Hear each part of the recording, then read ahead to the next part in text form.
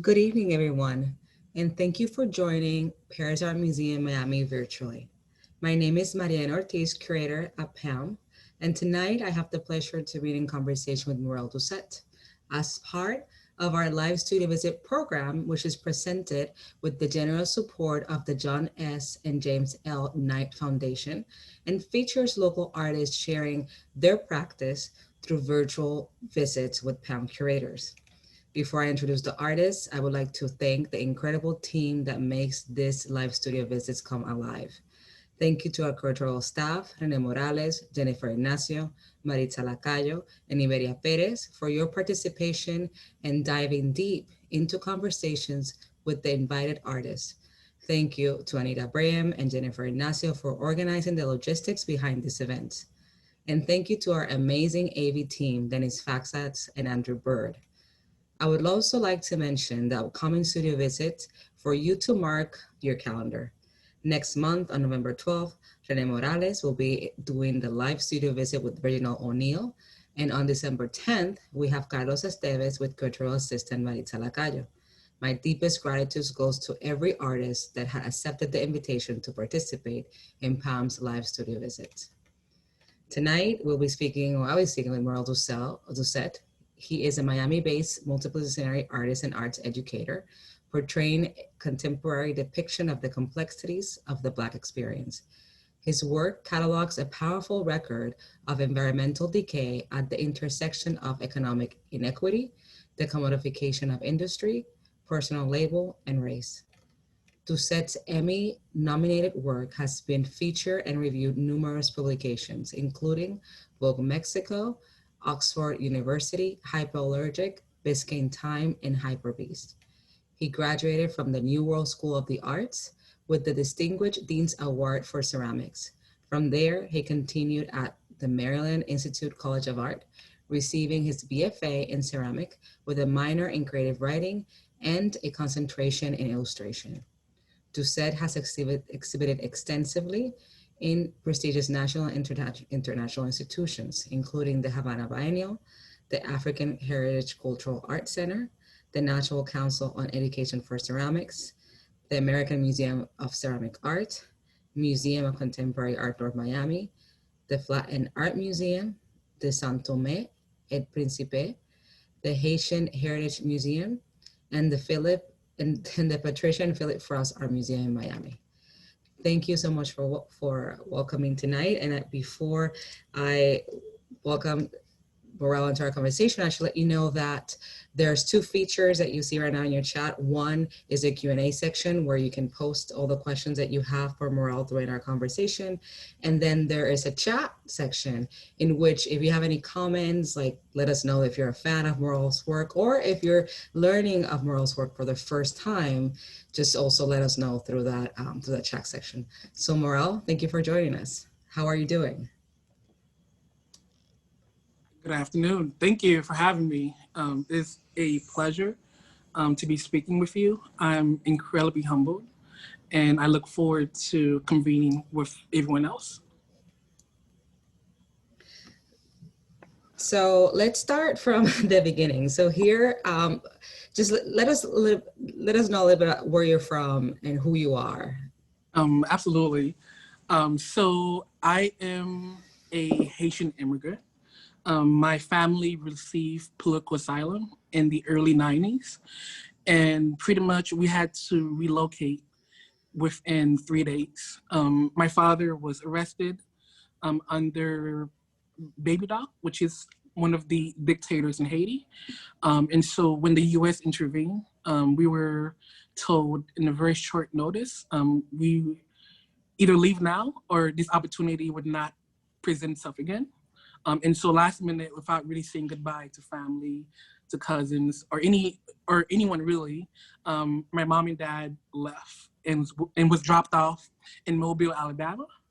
And so when I was very young, I've always had a very active and vivid memory. And so I remember the different nuances of my travels from horseback into airplane, into car.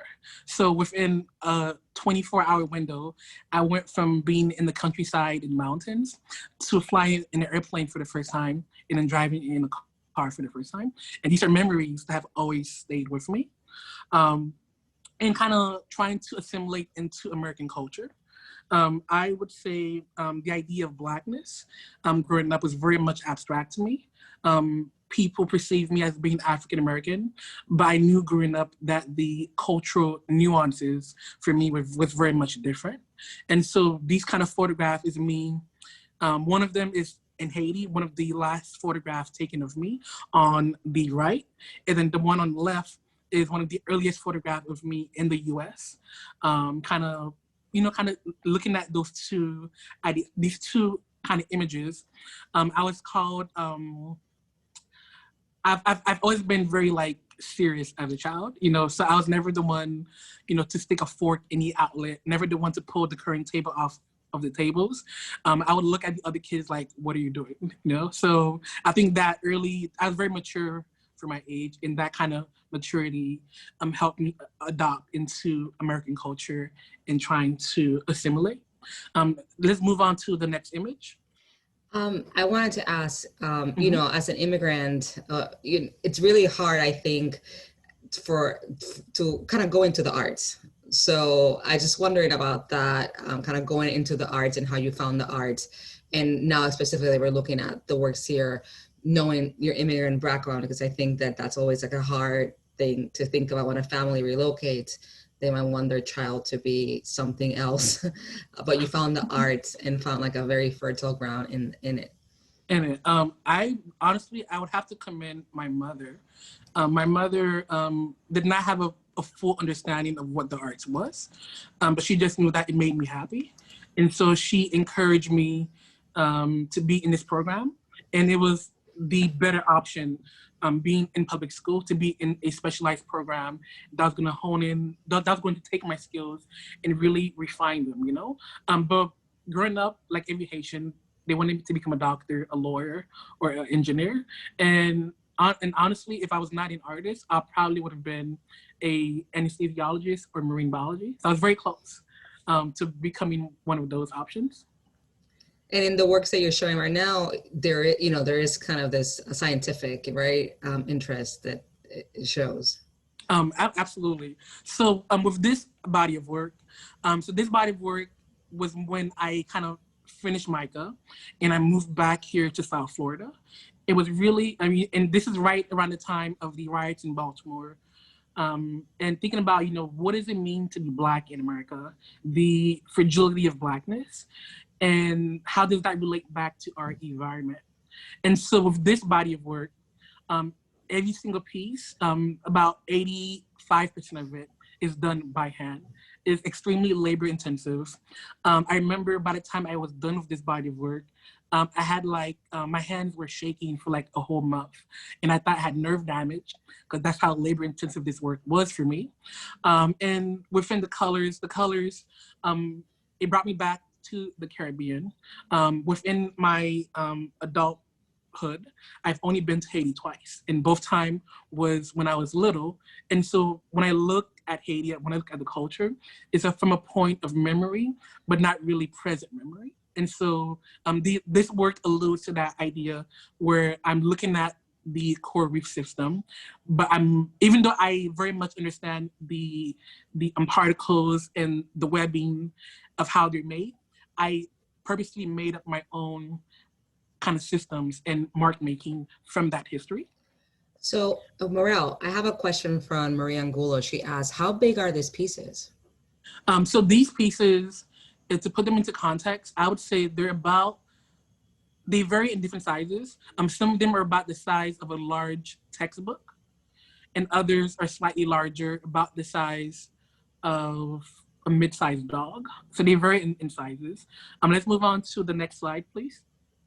And also from Deborah Hoffman, what materials are involved in this artworks? Like what do you use? The majority of the work is purely ceramic. So I'm using either porcelain ceramic or a white clay body. And so in a lot of my recent work, porcelain is a very unique material for me because with porcelain, it really holds a unique place in our human history. When you look at porcelain, in a certain time, it had the same monetary value as gold.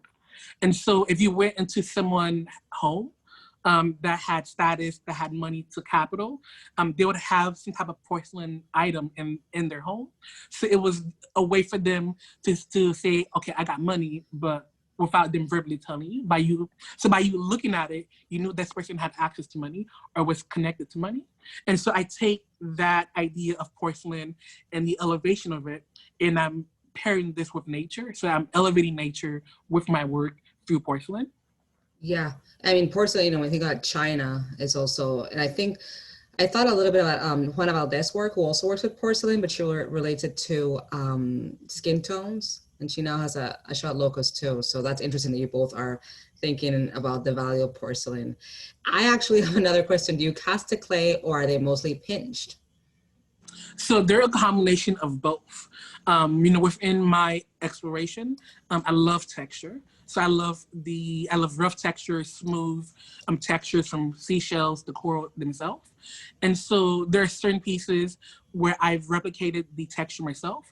And other time, like the seashells in the work, those are cast directly from shells that I gather from the beach. Let's move on to another slide.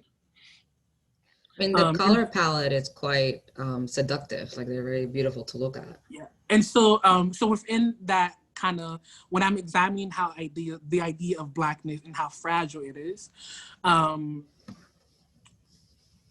it kind of, the work led me to a place of being, I'm trying to find where, it just led me to a place of just being, okay, I was okay with not knowing the answer to this. Like for me, this body of work was about labor and process. And that labor and process came to that understanding that as an artist, I did not have the answer to this question that I was trying to find.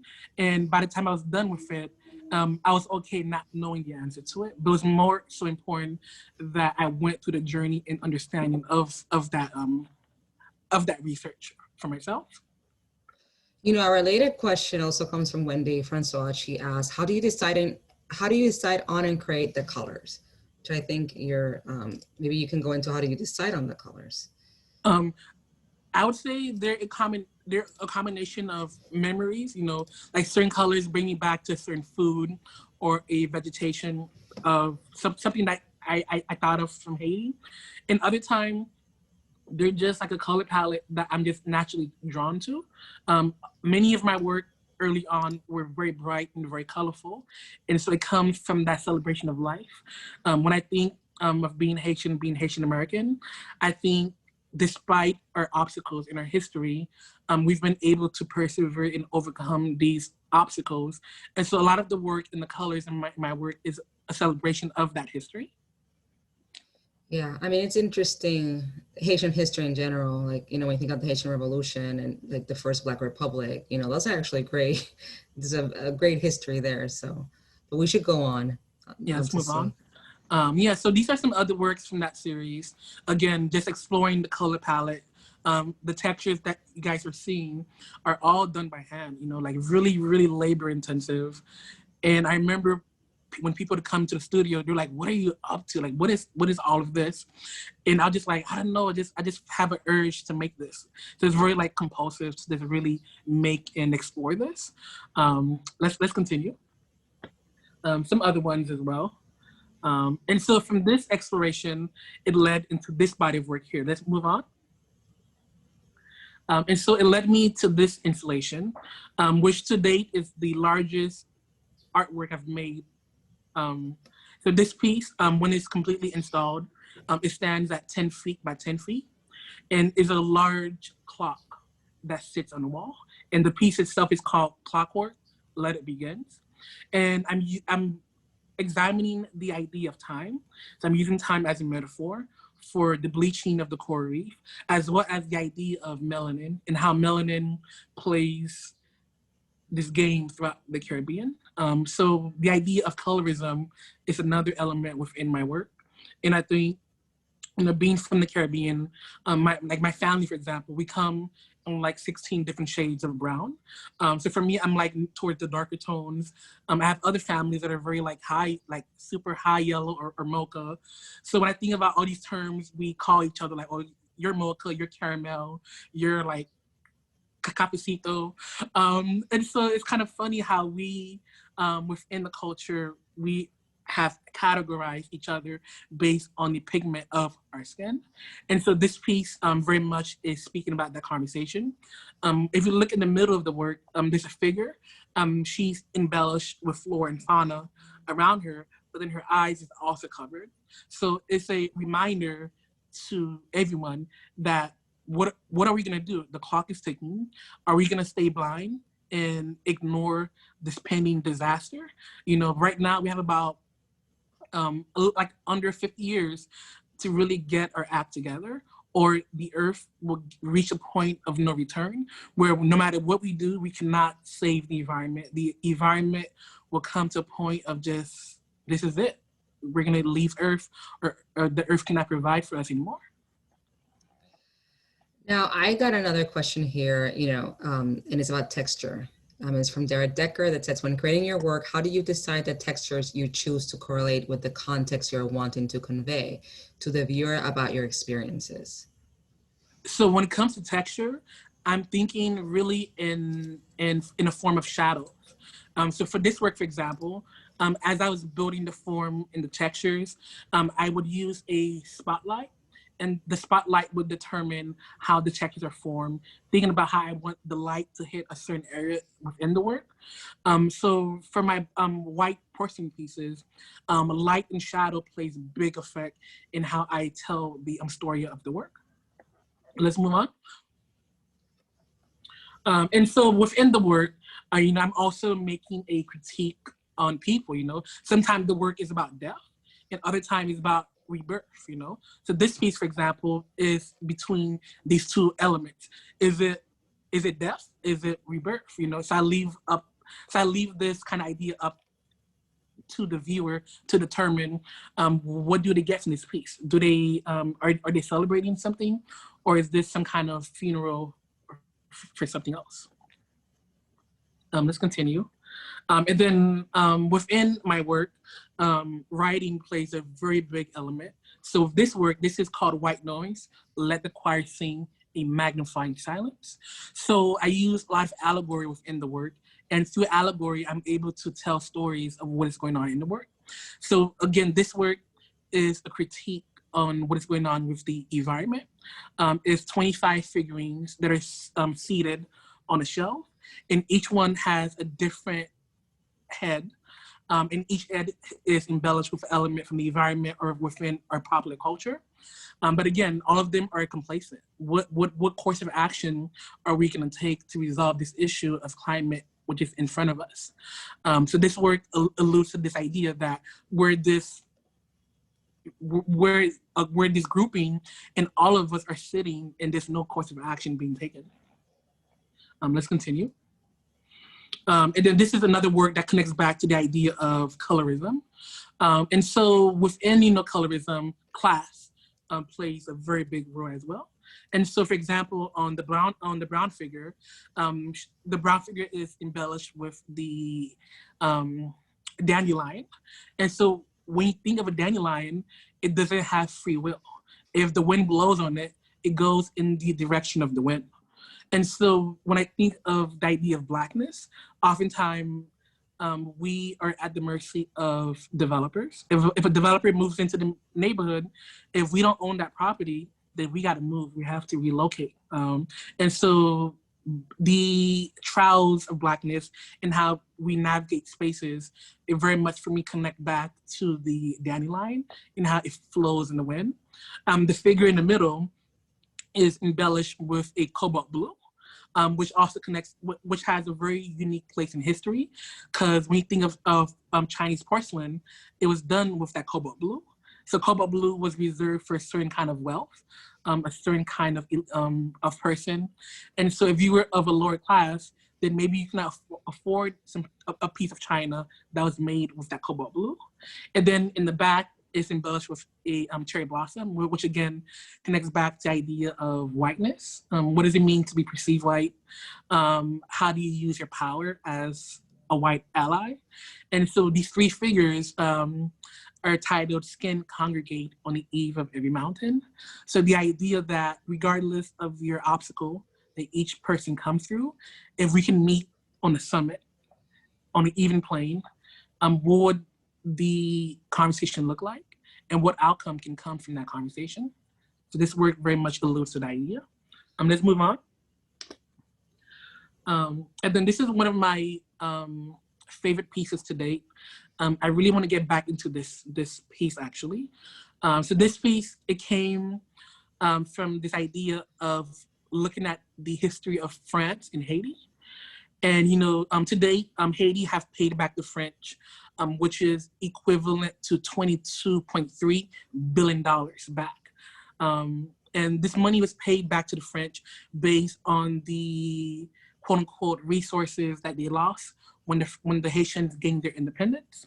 So, Haiti was punished for being the first Black republic.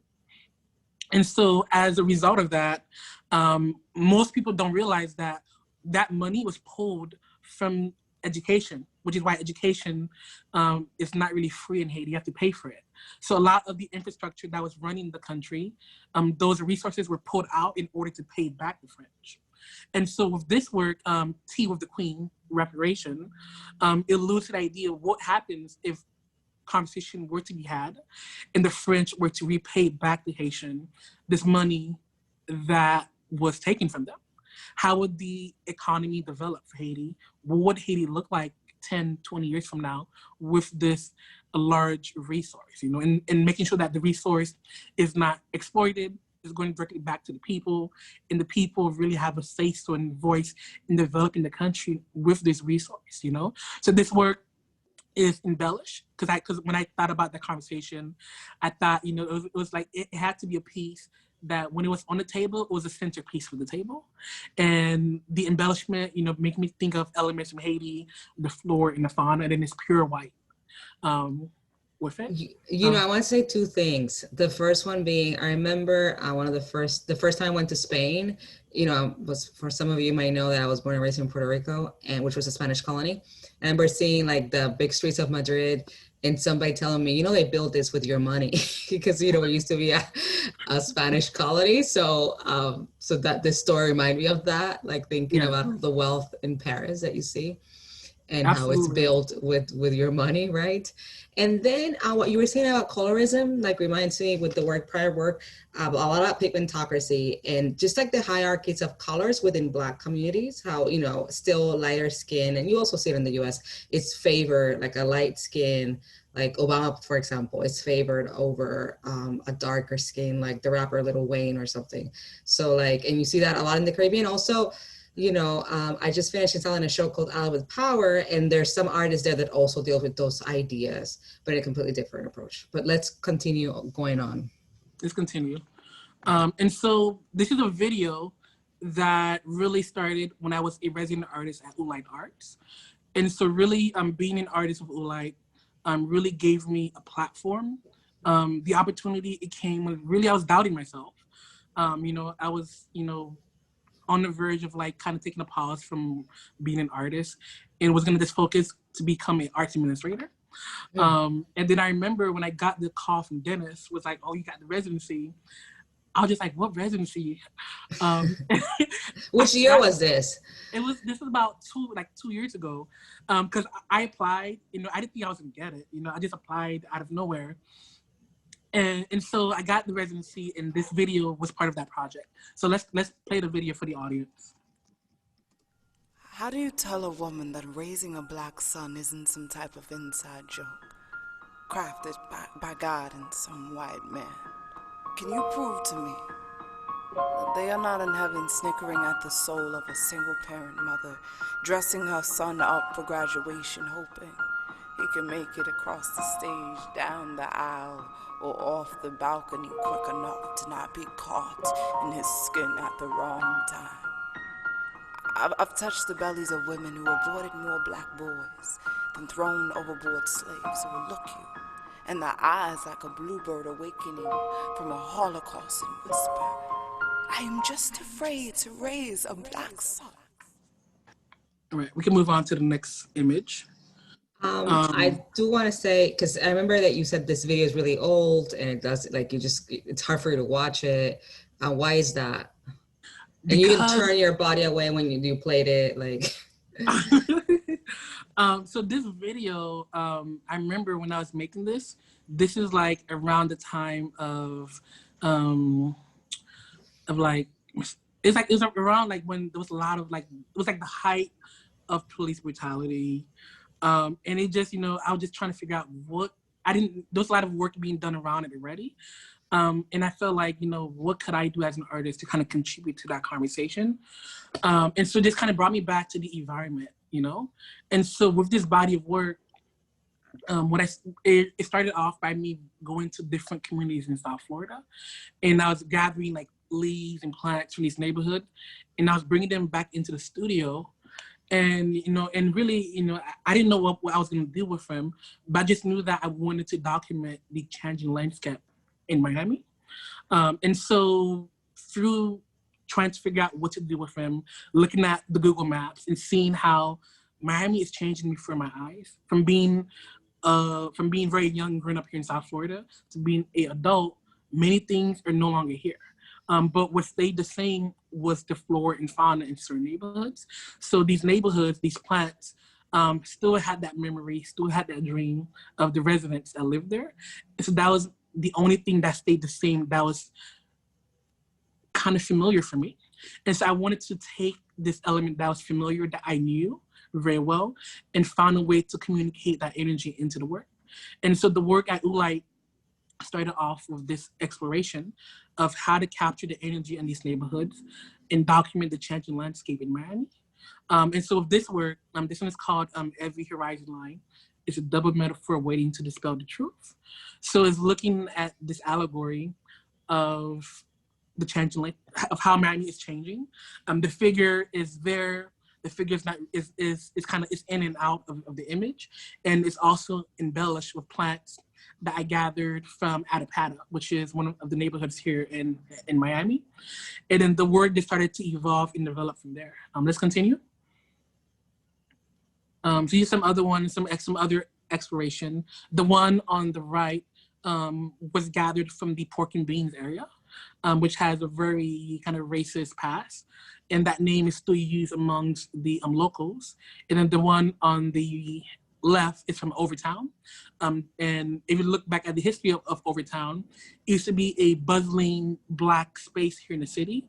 And really what the government did, like every major city, they built a highway through it. So the introduction of 95 completely decimated Overtown and what Overtown was.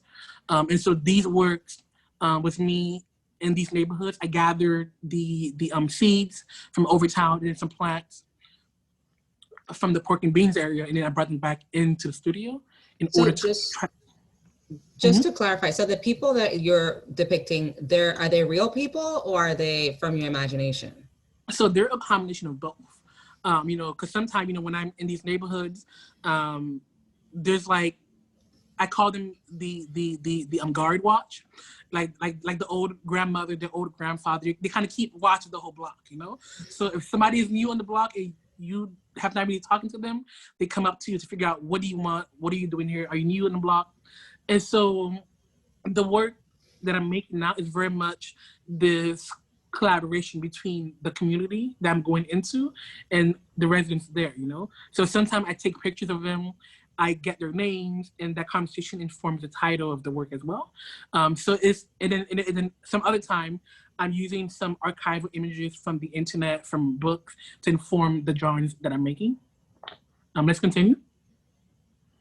There's another piece I did while at Ulite. This time I'm using the fencing. I found some fencing in one of the adventures I was at. And this piece, I believe I remember, is from Miami Gardens. So going into that neighborhood and, getting some of the palm leaves and then gathering the fence to inform the artwork. Let's continue. I think there's one more. And then this is Yeah. the last one I did at Ulite. And this one is directly from Miami Beach with this artwork here. So Morel, I feel like you're at your studio and we see some works in the back of you. Why don't you take us around? Like, would you show us what's behind you? Absolutely. So for the audience, so the work from this PowerPoint is transition. This is what I'm working on right now in the studio. So I'll give the camera to my camera lady. All right. And so right now, quarantine hit. So I lost some time, unfortunately, throughout the year. But I've been slowly getting back into production in the studio. And so these are some works, and each of these figures that you're noticing here are directly created with the embellishments that I'm gathering in the neighborhood. So these are two teenage boys that I came across. They're of Puerto Rican descent. And I was just like, yo, I have this cool project I'm working on. How would you like to be part of the work? And they were able to pose for me to be part of the work. And they actually helped me gather some trash bags to gather some more plaques to put inside of my car. This is another one over here that I gathered from Overtown again. And this gentleman was just kind of walking by and he just saw me, he's like, what, like, and it's funny, because sometimes I'm wearing my museum clothes. So sometimes I'm dressed up like in office clothes, but then I'm in the field gathering plants. So it's like this weird combination of what is this business guy looking guy out in the field gathering plants and rocks, And so he saw me in the field. He thought I was some kind of inspector. I was like, no, I'm just an artist. And I'm gathering some materials for the studio. And so he became part of the work as well for me. And then if we kind of pan the camera below, kind of like another project I started during quarantine is these portraits. And when I talk to these people in these neighborhoods, they're incredible, the stories that they have about these neighborhoods. And so I'm working on an ongoing portrait series. Hopefully when it's done, I will have 50 portraits. And each one will be different. Each one will be of a different plant from South Florida once it's complete. But really, with this whole body of work is a celebration. I'm having fun making each one of them. But in the same context, the issue is very serious. This issue is exploring the idea of climate gentrification. These neighborhoods are being gentrified. The people are losing their property. The taxes are going up. And so I'm documenting the last residents in these spaces. Let's say in 10 years, these people might be completely gone from these neighborhoods. So what else can you show us since we're here? Absolutely. So let's kind of pan the studio. So like no judgment, but the studio is kind of packed right now. It's very dense. It's like my workstation. Don't worry, no judgment. No judgment. I got some ceramic work over here on shelving. And then back here is kind of like a really special wall for me. When people come into the studio, they can kind of hang out on the couch, have a conversation with me.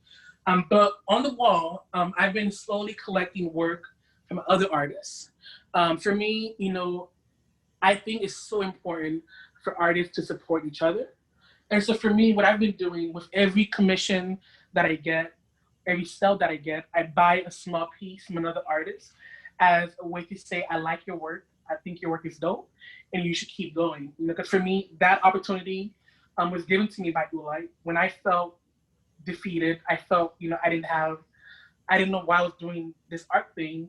Ulite gave me that hope and that dream. And so for me, if I can do the same thing that was done to me for another artist, maybe that small money can do something for them, maybe give them some groceries for that month. Just kind of, keeping on the blessing and keep it going for me. And so each of these works, if you guys want to learn more about them, just head over to my Instagram account under the Doucet collection, and you can learn about each one of these artists. Some of them are local Miami artists, like Mark, for example. And so both of these are Ulite alums. I have an artist from Barbados over here. I'm an artist from New York. And this photography. So this is kind of like my early collection. I don't know what my collection would look like 10 years from now. And something to note, everything here is under $500, you know, so I'm not like, I'm not balling like that, you know? So everything is small, is affordable for me. And for me, you know, if I don't eat lunch for like 3 weeks, if I don't spend money on eating out, then I can save a good amount of money to buy a small piece from another artist. And that's really neat what you just answered, because a lot of people often think about, how do I get into collecting? How do I, you know, do I have to buy the most expensive work out there? And I think it's this, what you're narrating right now is also like the different scales of collecting, which are also very important. Yeah. And so the majority of these work are purchased, but sometimes I do trade with other artists as well, you know? So some of these are like, are a trade, and others are purchased directly from the artist. Cool, so we can kind of hand back. Yeah, and I have a couple more questions here for the audience, and please, I guess now we're gonna go into a more formal Q&A section, so if people have more questions, please put them on the Q&A section or the chat. All right, no problem. And these are your ceramics, right? So I had a question here from Stephen Towns. He's asking, did living in Baltimore help you better understand the racial and ethnic dynamics in Miami? I think being in Baltimore, it made me appreciate what Miami was as a city. I think when you grew up in Miami, you take it for granted. So when I was in Baltimore, even though MICA was located in the Black city, the student body did not reflect that, you know? So I came in as a freshman with about 25 like Black students. And from that 25, 27, only I believe 12 of us graduated into a senior year. And so many of my classmates that was part of the African diaspora. So wait, of the 25 that came into your class, only 12 graduated? Only 12 graduated. That's interesting, because I think that, you know, I did graduate school in the States too, and like for some of the other students of color also had, like, I wonder, you know, had issues with just the lack of education on Black studies and everything, you know, like, so often you felt like alienated in some way. So that's an interesting. Yeah, you know, so it was very hard, you know. I think for me at MICA, you know, it was hard when the educator does not look like you, does not understand the culture that you're coming from. And so for me, one thing I've learned growing up was the ability to code switch. And so I was Black in Baltimore, and nobody knew I was Haitian. And it's funny, people knew I was Haitian on my last week at MICA. My mom showed up in the most Haitian attire, was speaking Creole loud on the phone, and a faculty member heard her speaking Creole, who also happened to be Haitian, and I never knew. She spent 4 years in Baltimore with her. I never knew she was Haitian. I just thought she was Black, you know? And so, again, as I said earlier, I appreciated Miami more once I went to Baltimore, and then when I came back, it gave me a different point of view of what the city was. That's interesting, like the negotiations with, you know, kind of being, you know, African-American versus Haitian, and, you know, how you're read in different places. I have another question here by Wendy Francois. Who are some of your favorite emerging artists? Ooh, man, this is, wow. So even that term emerging means different to everybody. You know, so right now, artists who I really love, there's an artist in my collection. His name is Princeton. He's based in New York. He is an incredible draftsman. I would love to get another piece by him before his prices go up. So you can find out more about him on my IG page. There's one of my really close friends, Stephen Arbrock. He's another local artist here. He had a solo show with Namdi Contemporary in February. He's another artist who I think is doing incredible work here in South Florida. From the Caribbean, you know, I have to give a shout out to Sheena Rose.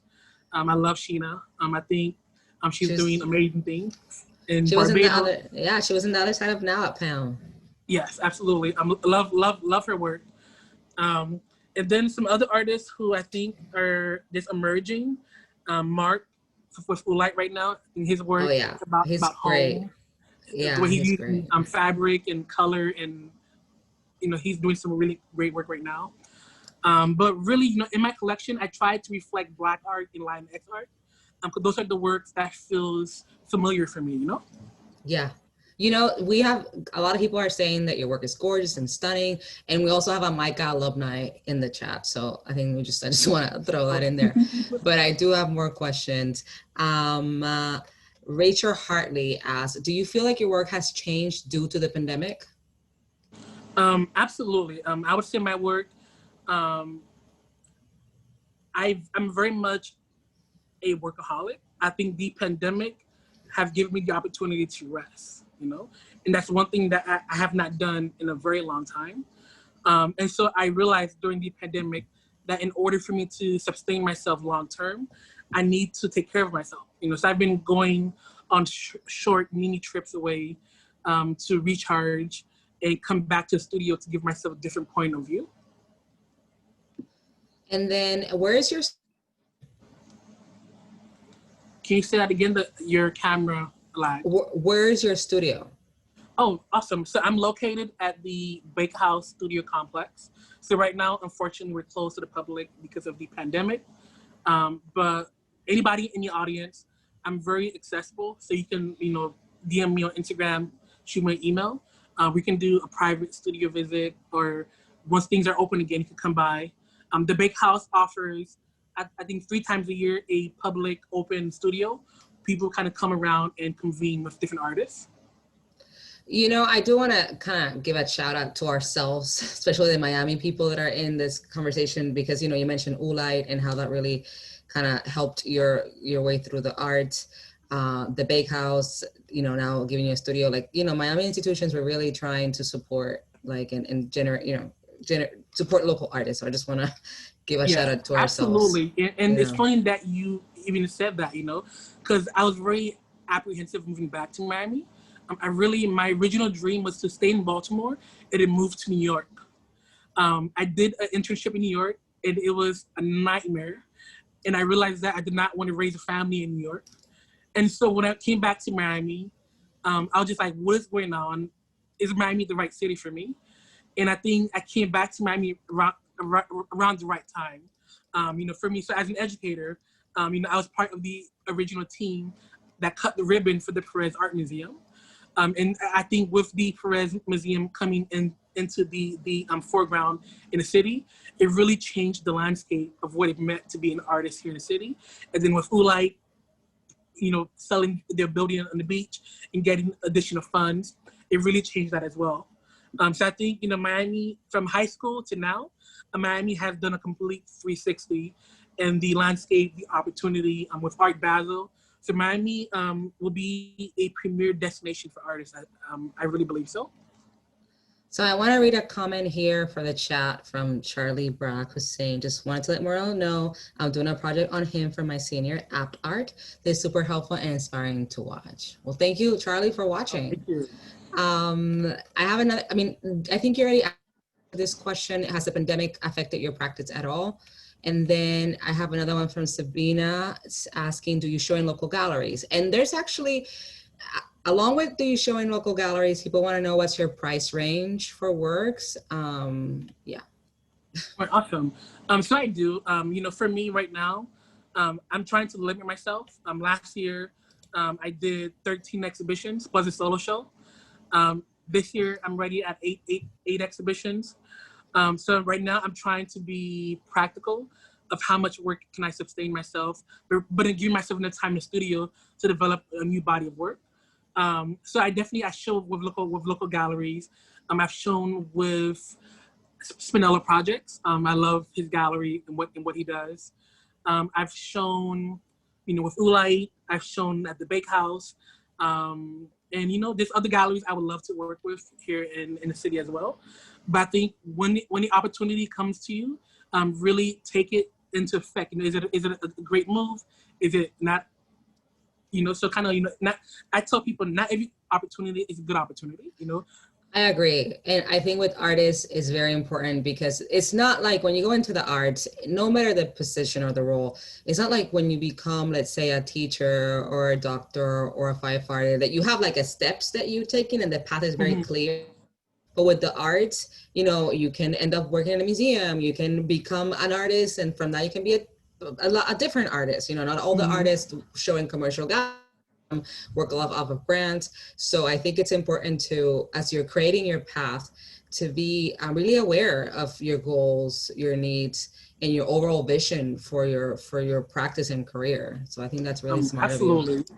And then to answer the second question, so my work, you know, with, you know, my gallery is based in Baltimore. And so my ceramic work, the small stuff, varies from as small as $500 up to 10,000.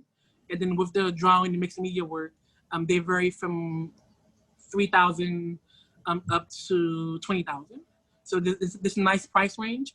And then for those, you know, with, you know, a smaller kind of capital, on my website right now, actually, for anyone in the audience, you guys can go directly to my shop page and buy some prints.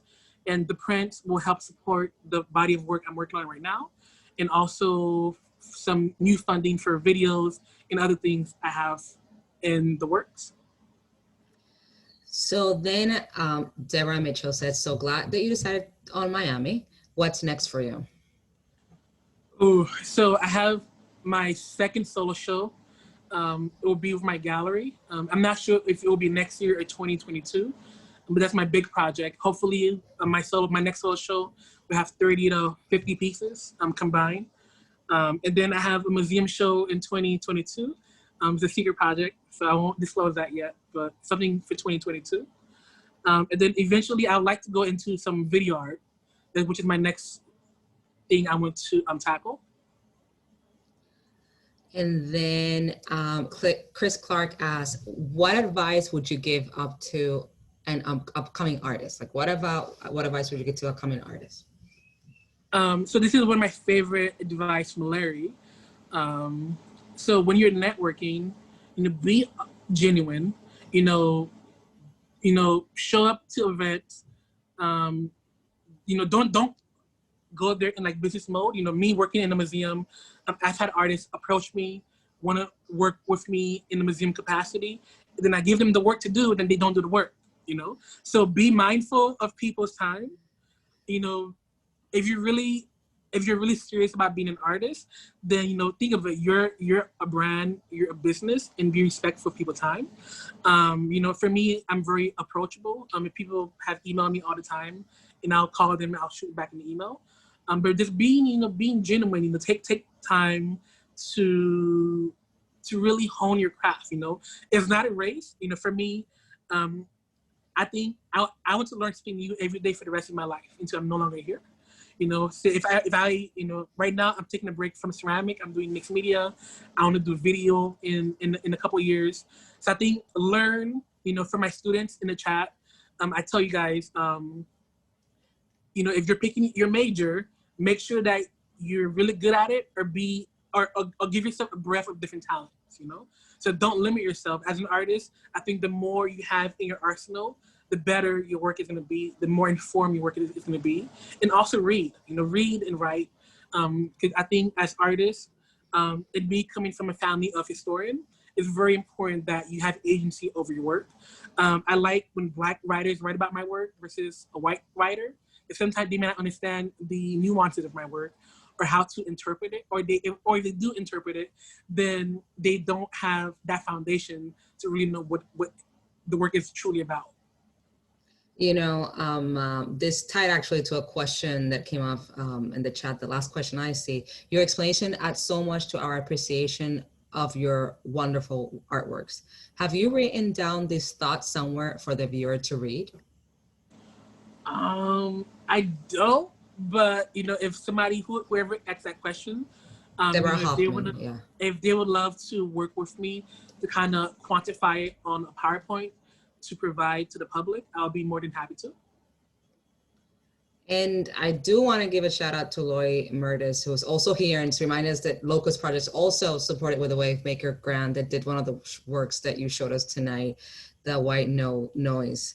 So again, like, I think that, you know, we're doing good, Miami Institute, Miami artists, but also like our other institutions supporting our local artists that deserved, need, and are so great and need the support. So thank you. Absolutely. Thank you to us. Yeah, So, and thank you, for having me tonight. Thank you to everyone for joining us. I really appreciate the love and the support I've gotten. The work that I do is for you guys, is for the community, is for really people that are marginalized, that are voiceless. It's important for me, which is why my work, I produce a lot, but I don't release a lot. So when I release them, I'm very mindful in when I let work out, because the work, I'm not only making the work, but I'm also writing it myself. And so it's important that I'm creating the narrative and telling the stories in terms of how I want them to be moved across. before I say my last words, I do want to do one last question, which is for Rachel Harlett. She asked, do you find that your palette changes from your ceramics to your two-dimensional works? Can you say that one more time for me? Do you find that your palette changes from your ceramics to your two-dimensional works? I say they're both the same, I think with me, I work in different seasons. So with White Noise, that was a season working with only white pieces, looking at contrast and shadows. And with the new work, I'm going back into color, So the work, the color palette, the textures are very similar, but they're just being done in a different application going forward. Well, thank you, Morel. And thank you everyone who, took their evening to spend a Thursday night talking with us about art. I don't want to end without saying, if you want to follow Morel, you can follow him on Instagram. Morel Doucet is his handle. My handle is Contemporary Chica. And also, we're going to have more of this virtual studio visits, thanks to the Knight Foundation. So the next one is November 12th, which is Rene Morales, Reginald O'Neill. And then on December, just make sure that I have the dates correct. So the next one is on November 12th with Rene Morales, and on December 10th with Carlos Esteves and Maritza Lacayo. So hopefully you'll join us then, and thank you very much. Have a good night.